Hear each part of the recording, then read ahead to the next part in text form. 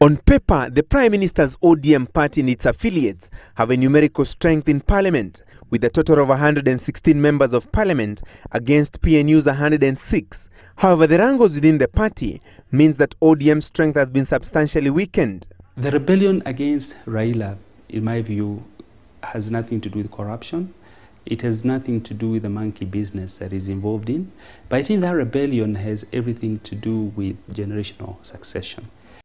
And should a censure motion against the Prime Minister be tabled in Parliament now, would he be able to marshal enough votes to repel such a move?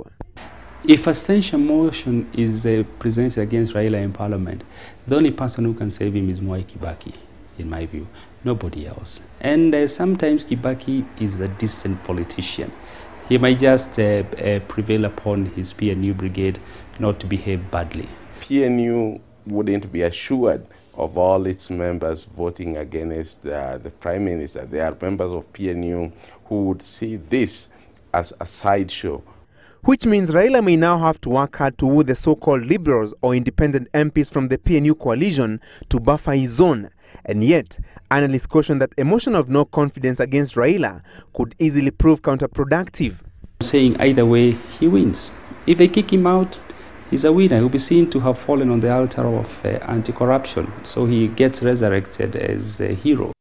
Despite its numerical strength on paper, ODM was yesterday defeated when the motion of adjournment on the House Business Committee was put to vote. A bulk of the Kalenjin ODM MPs allied to Minister Ruto ganged up with the PNU side to defeat their party. Predictably, the Kalenjin MPs who sided with the ODM leader includes Margaret Langat, Dr. Joyce Laboso, Musa Sirma, Henry Kosgei, and Dr. Sally Kosgei. PNU members of Parliament who backed the Prime Minister's party include Stanley Githunguri, Dr. Eseli Simiu, Gideon Conchela, and Kato Olemetito. Is this a sign of things to come for the Prime Minister's party? Politicians are only but allies of convenience. And in this particular case, the PNU brigade aligning with the ODM fraction led by Ruto is just a matter of convenience, and they will continue to do so until 2012. To cushion himself against unfriendly bills and motions, the Prime Minister and his party have beefed up the House Business Committee by replacing Ruto and other MPs who would be considered rebels. But can the Prime Minister keep his opponents at bay until the end of the 10th Parliament?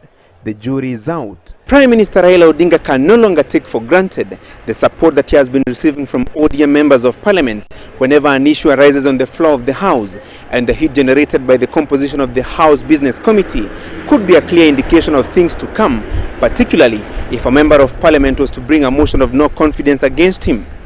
Francis Gachuri, Citizen TV in Nairobi.